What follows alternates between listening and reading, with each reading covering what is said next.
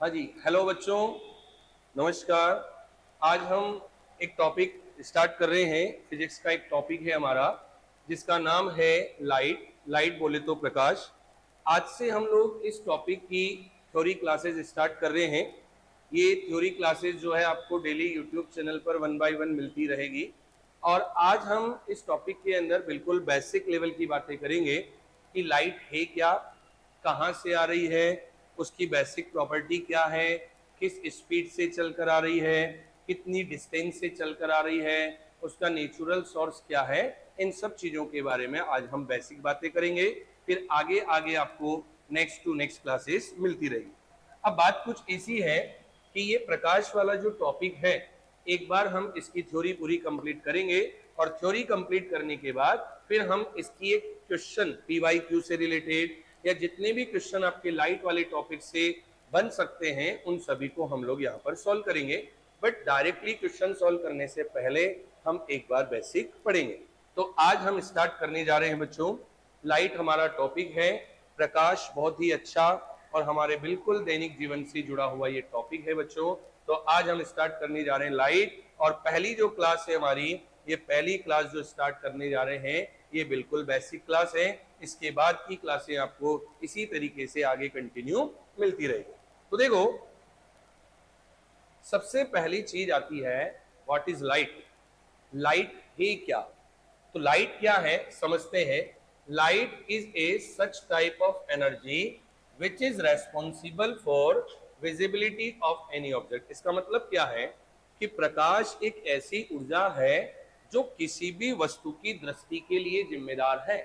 आपको कोई भी वस्तु दिखाई दे रही है, अगर आपको कोई वस्तु दिखाई दे रही है तो उसके पीछे कारण क्या है कि प्रकाश हमारी आंखों तक आया और आंखों से प्रकाश जो था वो हमें वस्तु को विजिबल करने के लिए काम में आ रहा है। कोई भी वस्तु है, जहां लाइट सोर्स था, लाइट सोर्स से वो प्रकाश किसी वस्तु पर गिरा और गिरने के बाद वहां से कोई प्रकाश हमारी आंखों पर आया और वहीं से वो वस्तु हमें दिखाई देना शुरू हो गई। तो कुल मिलाकर बात क्या है कि अगर हमें किसी भी वस्तु को देखना है तो उसके लिए क्या जरूरी है? प्रकाश। क्या आप अंधेरे में कोई वस्तु देख सकते हो? क्या आंखें फाड़ कर देखो लेकिन फिर भी आपको वस्तु दिखाई नहीं देगी। इसका मतलब भगवान ने हमें बहुत सुंदर सी आंखें दी है, लेकिन आंखें होने के बावजूद भी किसी भी वस्तु को देखने के लिए बच्चों क्या जरूरी है कि हमें प्रकाश उपलब्ध होना चाहिए।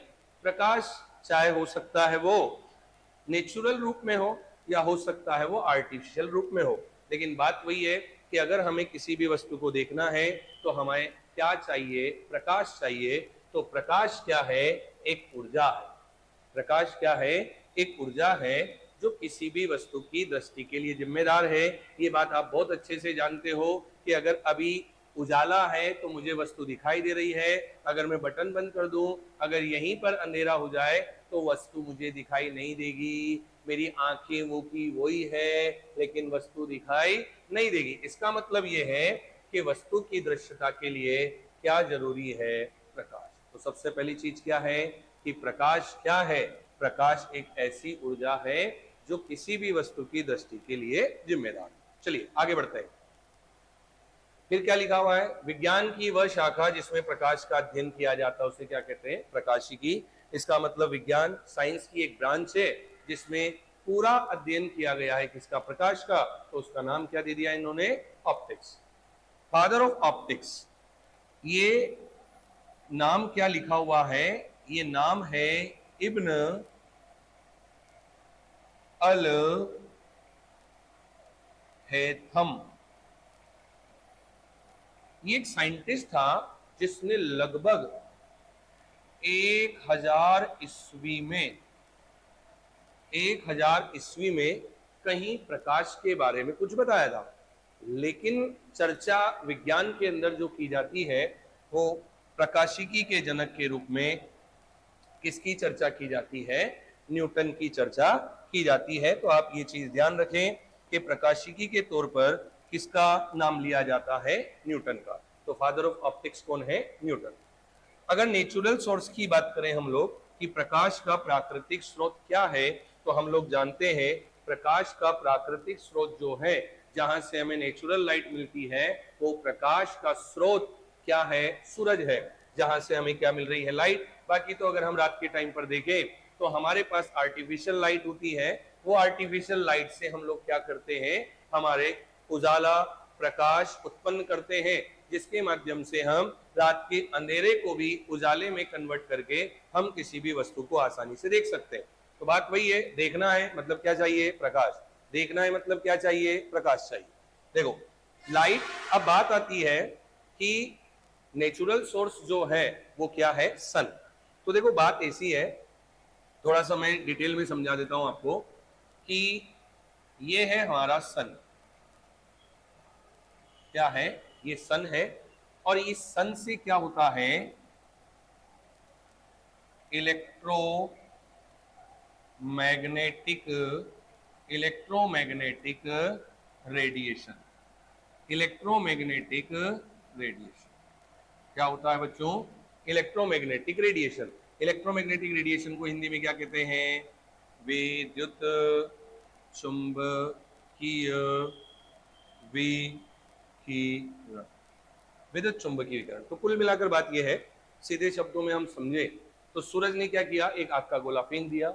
सूरज ने आग का गोला जो फेंका, उस आग के गोले में क्या था? Electromagnetic radiation. और जब इलेक्ट्रोमैग्नेटिक रेडिएशन हुआ तो विभिन्न प्रकार की किरणें जो थी अपनी ऊर्जाओं के आधार पर क्या हुई? अलग अलग हो गई, और उसी में से एक किरण निकली जिसे कहा जाता है विजिबल लाइट।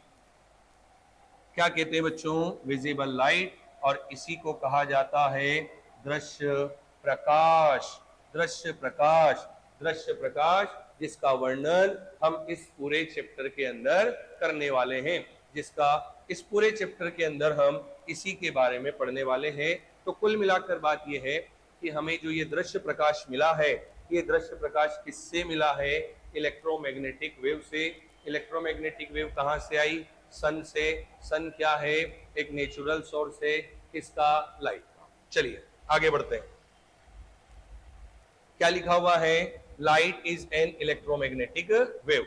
अब इलेक्ट्रोमैग्नेटिक वेव की एक खासियत होती है। इलेक्ट्रोमैग्नेटिक वेव की एक खासियत क्या होती है? देखो पढ़ो, क्या लिखा हुआ है?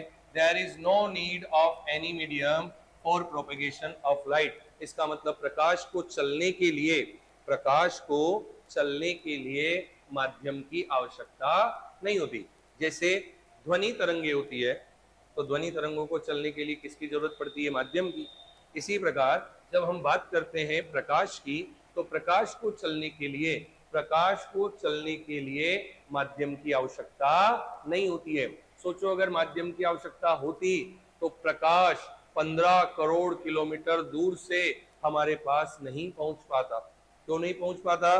क्योंकि रास्ते में मीडियम नहीं है, और रास्ते में मीडियम नहीं है तो प्रकाश हमारे पास नहीं पहुंचेगा। आगे क्या बात समझ में बच्चा? इधर आ गया समझ में? तो ध्यान देना, there is no need of any medium for propagation of light. प्रकाश के गमन करने के लिए, प्रसार करने के लिए, चलने के लिए, गति करने के लिए कभी भी माध्यम की आवश्यकता नहीं होती है। क्यों नहीं होती है? अगर आपसे पूछ ले क्यों नहीं होती, तो क्या बताओगे? ये एक इलेक्ट्रोमैग्नेटिक वेव है। चलिए आगे बढ़ते हैं। Light is also a transverse wave. बस आप अभी ये ध्यान रखें कि प्रकाश एक अनुप्रस्थ तरंग है। आगे मैं आपको एक पूरा वेव थ्योरी वाला टॉपिक पढ़ाऊंगा, जिसके अंदर इन सभी तरंगों का हम डिटेल में अध्ययन करेंगे, डिटेल में स्टडी करेंगे। तो अभी केवल आप ये ध्यान रखिएगा कि प्रकाश एक अनुप्रस्थ तरंग है। प्रकाश की सामान्य स्पीड, इसका मतलब प्रकाश जो चलता है, प्रकाश हम तक पहुंचता है तो कितनी चाल से चलता है। क्योंकि वेव है तो वेव के चलने की कोई वेलोसिटी होगी। तो देखो, normal speed of light is 3 × 10⁸ metre per second. और ये किसमें कैलकुलेट की गई है? वैक्यूम के अंदर। किसके अंदर? वैक्यूम के अंदर। हाँ बेटा, किसके अंदर? वैक्यूम के अंदर। अब ध्यान रखना कि ये जो कैलकुलेट की थी, कैलकुलेट एक वैज्ञानिक ने की थी जिसका नाम क्या था? रोमर। सबसे पहले रोमर नाम के व्यक्ति ने प्रकाश की जो गति होती है उसकी कैलकुलेशन की थी, कैलकुलेशन करने का मतलब जब उसने कैलकुलेशन की तो उसको वैल्यू कितनी मिली 2.998 इंटू 10⁸ मीटर पर सेकंड। इसका मतलब यह है कि इसी को अप्रोक्सीमेट कितना कहते हैं ना राउंड फिगर, तो राउंड फिगर में इसको कितना बता दिया 3 गुणा 10⁸ मीटर पर सेकंड। इसका मतलब समझो 3 गुणा 10⁸ मीटर पर सेकंड का मतलब क्या है, 3 के पीछे 1 2 3 4 5 6 7 8 8 जीरो, 8 जीरो में से 5 जीरो इधर लगा दो, 1 2 3 4 5 बची 3, ये हो गई 3, ये 5 अलग हो गई 3 अलग हो गई, 3 का मतलब किलोमीटर। इसका मतलब कितना हो गया 3 लाख किलोमीटर पर सेकंड। इसका मतलब जो प्रकाश चल रहा है, प्रकाश जो चल रहा है वो प्रकाश कितने वेग से चल रहा है 3 लाख किलोमीटर पर सेकंड से, 3 लाख किलोमीटर पर सेकंड से चल रहा। चलो आगे बढ़ते हैं। क्या लिखा हुआ है, सूर्य से पृथ्वी तक प्रकाश द्वारा लिया गया समय। इसका मतलब क्या है कि सूरज से पृथ्वी तक जो प्रकाश आ रहा है वो 8 मिनट और 20 सेकंड में आ रहा है। इसका मतलब कभी कभी वो आपको ये भी दे सकता है 500 सेकंड। तो ध्यान रखिएगा, प्रकाश हम तक पृथ्वी तक कहां से, सूरज से कितनी देर में पहुंचा, कितनी देर में पहुंचा, कितनी देर में पहुंचा 500 सेकंड। कितनी देर में 500 सेकंड। हाँ बेटा, कितनी देर में पहुंचा 500 सेकंड में। अब 500 सेकंड में तो सूरज से पहुंचा, कितनी दूर से चलकर आया, कितनी दूर से चलकर आया 15 करोड़ किलोमीटर। सूरज पृथ्वी से कितनी दूर है 15 करोड़ किलोमीटर। 15 करोड़ किलोमीटर दूर से कौन आया, प्रकाश। कितनी देर में आ गया 8 मिनट और 20 सेकंड। चलिए आगे बढ़ते हैं। जिस प्रकार सूरज के प्रकाश को पृथ्वी तक पहुंचने में कितना टाइम लगा 8 मिनट 20 सेकंड, इसी प्रकार चंद्रमा जो है उस चंद्रमा से पृथ्वी तक प्रकाश मात्र 1.3 सेकंड में पहुंच जाता है। कैसे समझो बच्चों, चंद्रमा और पृथ्वी के बीच की दूरी कितनी है 3,84,400 किलोमीटर, और इसमें अगर मैं 3 लाख किलोमीटर पर सेकंड का भाग दूं तो ये जो वैल्यू आएगी, ये वैल्यू आएगी लगभग 1.3 के बराबर। तो ये भी ध्यान रखना, चंद्रमा हालांकि खुद के प्रकाश से नहीं चमकता है, हम ये बात जानते हैं। चंद्रमा सूरज के प्रकाश से चमकता है। सूरज का प्रकाश पहले चंद्रमा पर पड़ेगा और चंद्रमा जो है वो क्या है, उसका प्रकाश पृथ्वी तक आएगा और फिर वो वस्तु हमें दिखाई देगी। इसका मतलब चंद्रमा जो है हमें 1.3 सेकंड में दिखाई दे देता है। इसका मतलब चंद्रमा का प्रकाश पृथ्वी तक पहुंचने में कितना टाइम लग रहा है 1.3 सेकंड। ठीक है, अब हम पढ़ते हैं कि प्रकाश की प्रॉपर्टी क्या क्या है, प्रकाश किस तरीके से काम करता है। तो समझना बच्चों ध्यान से, प्रकाश हमेशा एक सीधी रेखा में गति करे। जैसे मान लीजिए यहां से प्रकाश चला तो प्रकाश हमेशा सीधा चलेगा, हमेशा सीधा चलेगा। इसका मतलब यूं नहीं है कि तुम लोगों की तरह तुम रोते फिरते जाते हो ना, जब कोचिंग से घर जाते हो, जब तुम घर से कोचिंग आते हो तब तो बिल्कुल नाक की सीध में आते हो, लेकिन जब तुम अभी कोचिंग से घर जाओगे ना तो बिल्कुल रबड़ते रबड़ते जाओगे। इसका मतलब कोई यूं जा रहा है, कोई यूं जा रहा है, कोई यूं जा रहा है, लेकिन प्रकाश की एक आदत है, ये हमेशा नाक की सीध में चलता है। कहाँ चलता है, नाक की सीध में। तो ये क्या कह रहा है, प्रकाश हमेशा एक स्ट्रेट लाइन में चलेगा। ठीक है, प्रकाश अपारदर्शी सतह से टकराकर मुड़ जाता है या परावर्तित हो जाता है। ठीक है, प्रकाश अपारदर्शी, जैसे मान लो ये हाथ है, ये अपारदर्शी है, प्रकाश आया, टकराया, मुड़ गया, मुड़कर चला गया। इसका मतलब प्रकाश जो है वो अपारदर्शी सतह से परावर्तित हो जाता है, टकराकर मुड़ जाता है। ठीक है, अब अगला, light wave penetrates transparent medium. इसका मतलब क्या है कि प्रकाश जो होता है कोई पारदर्शी सतह, जैसे ये पारदर्शी सतह मान लेते हैं, है तो नहीं, मान लेते हैं, अगर प्रकाश जाएगा तो प्रकाश इसके अंदर घुस जाएगा, क्योंकि ये प्रकाश जो है, इस प्रकाश की प्रॉपर्टी है कि प्रकाश क्या करता है, क्या करता है बच्चों, कोई भी ट्रांसपेरेंट मीडियम होगा, जैसे कांच है, जैसे पानी है उन सब के अंदर वो घुस जाएगा। इसका मतलब ये है कि लाइट जो है वो अपारदर्शी सतह से तो रिफ्लेक्ट होती है, लेकिन लाइट वेव जो होती है वो ट्रांसपेरेंट मीडियम को क्या कर देती है, भेद देती है। भेद देती है मतलब उसके आर पार निकल जाती है। ठीक है, अगला, प्रकाश तरंग पारदर्शी माध्यम में प्रवेश कर जाती है, बिल्कुल ठीक है। प्रकाश का मध्यमान रंग,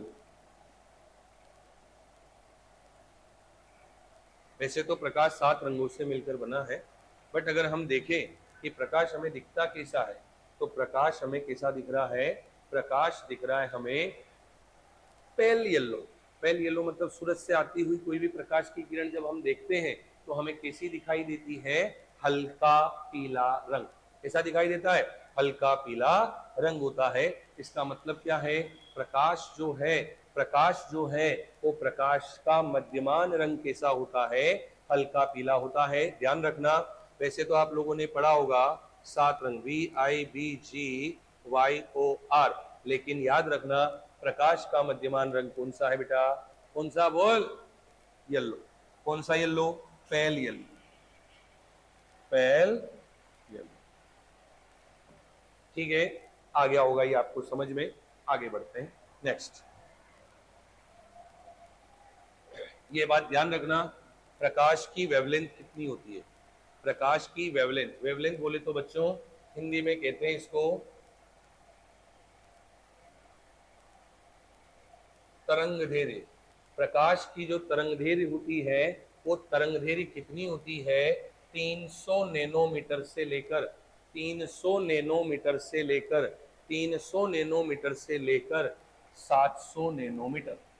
इसका मतलब 380 इंटू 10⁻⁹ मीटर से लेकर 700 इंटू 10⁻⁹ मीटर। एनएम का, नैनो का मतलब क्या होता है, -9। नैनो का मतलब क्या होता है, -9। तो बच्चों ध्यान रखना, जो ये वेवलेंथ है, ये जो वेवलेंथ है, इस वेवलेंथ का जो मात्रक होता है उस मात्रक को हम क्या कहते हैं, एंगस्ट्रॉम। क्या कहते हैं, एंगस्ट्रॉम।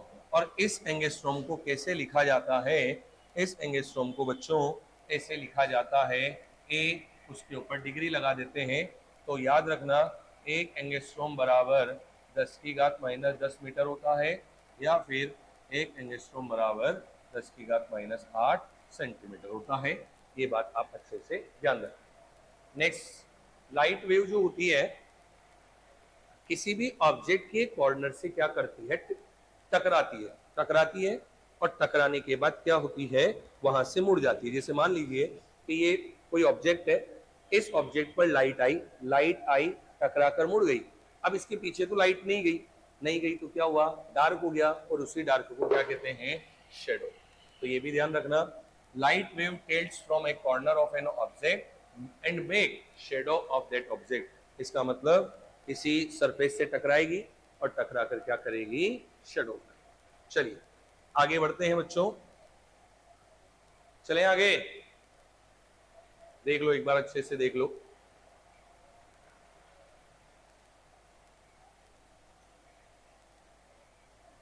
चलो बढ़े आगे, ध्यान दो इधर।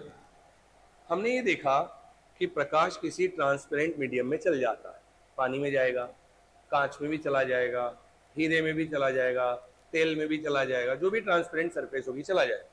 तो हमेशा ध्यान रखना, लाइट की जो स्पीड होती है वो उस मीडियम की डेंसिटी के रेसिप्रोकल होती है। बहुत सीधी सी बात है, अगर आपको एक मेले में दौड़ने के लिए कहा जाए और एक स्टेडियम में दौड़ने के लिए कहा जाए, तो आप मेले में दौड़ न के बराबर पाओगे, लेकिन आप स्टेडियम में फराटेदार दौड़ पाओगे। क्यों, क्योंकि स्टेडियम में क्या है, डेंसिटी कम है, डेंसिटी कम है तो आपकी स्पीड क्या होगी, ज्यादा। और अगर आप मेले में दौड़ते हो तो मेले में क्या होगा, डेंसिटी ज्यादा होगी तो आपकी स्पीड कम हो जाएगी, ऑब्वियस सी बात है।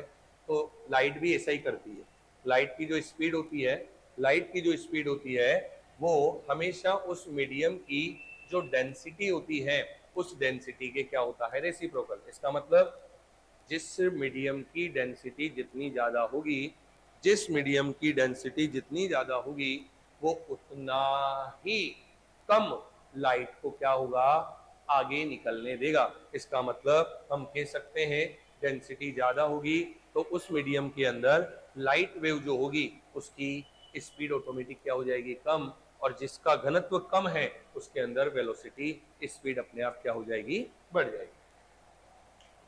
चलिए अब अलग अलग माध्यम में क्या क्या स्पीड होती है वो यहाँ लिखा हुआ है। देखो, अगर हम प्रकाश की हाईएस्ट स्पीड की बात करें तो प्रकाश की हाईएस्ट स्पीड जो होती है वो कितनी होती है, 3 गुणा 10⁸ मीटर पर सेकंड, जो किसमें होती है, वैक्यूम में। वैक्यूम का मतलब हिंदी में क्या होता है बच्चों, निर्वात। निर्वात जहां पर कुछ भी नहीं है, तो वैक्यूम में किसी भी प्रकार का कोई ऑब्स्टेकल नहीं होगा, किसी भी प्रकार की कोई बाधा नहीं होगी, तो प्रकाश वहां पर हमेशा क्या होगा, फास्ट दौड़ेगा। तो सबसे ज्यादा किसमें, बोलो, निर्वात। उसके बाद जब एयर की बात करते हैं तो एयर में भी लगभग इतनी होती है 2.98। अब 2.98 को मैं वापस 3 लिख सकता हूं। अगर वाटर की बात करूं तो 2.25 इंटू 10⁸ कम हो रही है। फिर ग्लास में गया, डेंसिटी बढ़ी तो 4 कम हो गई। फिर डायमंड में गया तो डायमंड का घनत्व तो बहुत ज्यादा होता है, तो इसके अंदर स्पीड कितनी रह गई, 1.24 इंटू 10⁸ मीटर पर सेकंड, जो क्या होती है, लोवेस्ट। क्या होती है, लोवेस्ट। आगे बात समझ में। तो सबसे ज्यादा स्पीड जो होती है वो किस में होती है, बोलो, सबसे ज्यादा स्पीड जो होती है वो वैक्यूम में होती है, और सबसे कम स्पीड जो होती है वो किसके अंदर होती है, डायमंड के अंदर। चलिए आगे बढ़ते हैं। क्या लिखा हुआ है ये, ड्यूल नेचर ऑफ लाइट। इसका मतलब, ड्यूल नेचर का मतलब क्या होता है, ड्यूल नेचर का मतलब अगर हम देशी भाषा में समझे तो उसे कहते हैं दोगला। क्या कहते हैं, दोगला। दोगले का मतलब क्या होता है, जो बिन पेंदे का लोटा हो, जो कभी तो इधर गुड़क जाता है कभी इधर गुड़क जाता है। ऐसी ही प्रवृत्ति है इसकी प्रकाश की। तो ध्यान रखना, प्रकाश की दोहरी प्रवृत्ति जो होती है उसमें दो चीजें आती है, एक तो आती है वेव और एक आता है पार्टिकल। इसका मतलब क्या है, प्रकाश वेव के फॉर्म में भी होता है और प्रकाश पार्टिकल के फॉर्म में भी होता है। तो सबसे पहले बात करें, प्रकाश तरंग के साथ साथ कणों के रूप में भी काम करता है। फिर आगे बात करें तो क्या लिखा हुआ है, ध्यान से सुनिएगा, समझिएगा। इंग्लिश में लिखा हुआ है, हिंदी में मैं बता दूंगा, अभी घबराओ मत। The wave theory of light was given by Huygens, जो प्रकाश का तरंग सिद्धांत था। तरंग सिद्धांत, ये एक वैज्ञानिक था जिसने दिया था, जिसका नाम था हाइगेन्स। इसका मतलब हम समझ सकते हैं कि प्रकाश तरंगों के रूप में चलता है। ये बात किसने बताई, हाइगेन्स ने। अब हाइगेन्स ने ये बताई तो इसका प्रूफ भी दिया। प्रूफ देने के लिए उसने क्या किया, दो प्रिंसिपल दिए थे। एक reflection of light. Reflection of light का मतलब क्या होता है, परावर्तन। और रिफ्रैक्शन ऑफ लाइट का मतलब क्या होता है, अपवर्तन। पढ़ेंगे आगे सब, बिल्कुल एक एक करके सब पढ़ेंगे। ये तो हो गई वेव थ्योरी के बारे में। अब अगर पार्टिकल थ्योरी के बारे में पढ़े तो पार्टिकल थ्योरी सबसे पहले किसने दी थी, न्यूटन बाबा ने। लेकिन एक वैज्ञानिक था जिसका नाम था आइंस्टीन। इस आइंस्टीन ने क्या किया था, इसको प्रूफ किया था। अगर अपन बात करें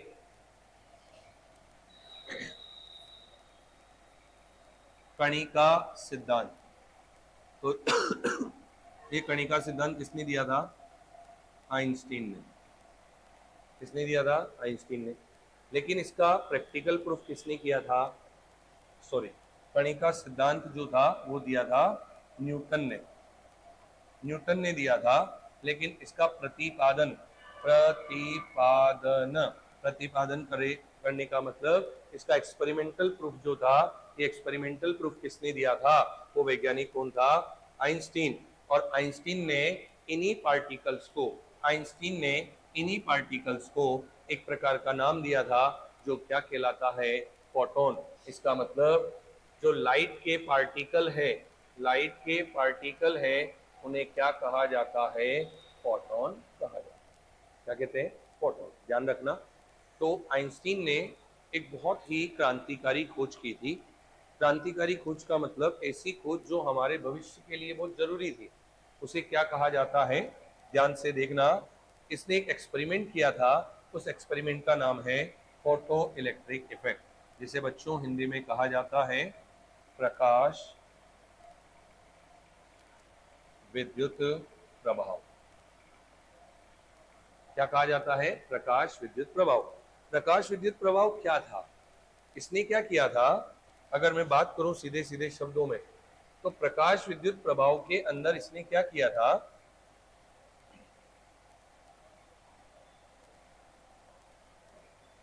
इसने क्या किया था? सोलर एनर्जी से इसने इलेक्ट्रिकल एनर्जी बनाई। क्योंकि हमें पता है, हम वर्तमान में अगर इलेक्ट्रिकल एनर्जी प्रोड्यूस कर रहे हैं तो वो कहाँ कहाँ से कर रहे हैं? पानी से कर रहे हैं, कोयले से कर रहे हैं, है ना। हो सकता है भविष्य में कोयला खत्म हो जाए, खत्म होने की कगार पर है। पानी भी इतना नहीं हो कि हम लोग उससे टरबाइन चला सकें, इलेक्ट्रिकल एनर्जी पैदा कर सकें। लेकिन जब तक सूरज है, जब तक सनलाइट है, तब तक हमारी लाइफ है। जब तक सन है तब तक हमारी लाइफ है। हमारी लाइफ है तो हमें लट्टू चाहिए, पंखा चाहिए, ट्यूबलाइट चाहिए। और जिस दिन हमारी फाइल खत्म, उस दिन कुछ नहीं चाहिए। तो इसका मतलब क्या है कि सन जो है वो कभी खत्म होने वाला नहीं है। ये खत्म हो जाएगा तो अपन भी खत्म हो जाएंगे, फिर इलेक्ट्रिकल एनर्जी की कोई जरूरत है ही नहीं। तो सोलर एनर्जी से इसने क्या बनाई? Electrical energy. इसीलिए इस आइंस्टीन को नोबेल प्राइज दिया गया था, क्योंकि ये एक क्रांतिकारी खोज थी। और इसी क्रांतिकारी खोज के लिए जो आइंस्टीन था, उस आइंस्टीन को नोबेल प्राइज दिया गया था। नोबेल प्राइज दिया गया था, इसका मतलब अपन समझ सकते हैं कि जो आइंस्टीन था उसने एक ऐसी क्रांतिकारी खोज की जिसके माध्यम से हम हमारे भविष्य को सुनहरा बना सकते हैं। क्योंकि विदाउट इलेक्ट्रिकल एनर्जी हम हमारे दैनिक जीवन की कल्पना भी नहीं कर सकते। आगे बच्चों बात समझ में? तो कुल मिलाकर ये प्रकाश की एक बेसिक थ्योरी थी, जिसके अंदर हमने ये पढ़ा प्रकाश क्या है, प्रकाश किस प्रकार से चलता है, प्रकाश की प्रॉपर्टी क्या है, नेचुरल सोर्स क्या है, प्रकाश ऊर्जा है, मतलब ये सारी चीजें हमने पढ़ ली। तो ये हमारा था बच्चों बेसिक। तो ये आज की क्लास हम यही खत्म करते हैं, और नेक्स्ट क्लास में हम लोग क्या टॉपिक पढ़ेंगे? नेक्स्ट क्लास के अंदर हम जो टॉपिक पढ़ेंगे वो टॉपिक हम क्या पढ़ेंगे?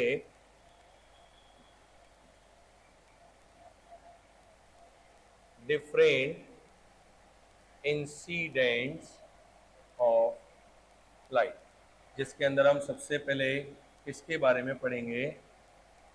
रिफ्लेक्शन के बारे में। रिफ्लेक्शन ऑफ लाइट, जिसे कहा जाता है प्रकाश का परावर्तन। ठीक है, ध्यान रखना, प्रकाश का परावर्तन, और उसके बाद पढ़ेंगे अपवर्तन। दोनों नियम किसने दिए थे? दोनों नियम किसने दिए थे? तो बच्चों ध्यान रखना, पहले तो अपन इसकी थ्योरी कंप्लीट करेंगे। थ्योरी कंप्लीट करने के बाद फिर हम लोग क्या करेंगे कि एक टेस्ट पेपर के रूप में या एक क्वेश्चन पेपर के रूप में हम लगभग इसके अबव 50 क्वेश्चन, जो जो क्वेश्चन इसके बन सकते हैं उनको अपन एक बार सॉल्व करेंगे। लेकिन उससे पहले हम लोग क्या करेंगे? पूरी थ्योरी कंप्लीट करेंगे। आगे बात समझ में? Okay, thank you so much, मिलते हैं।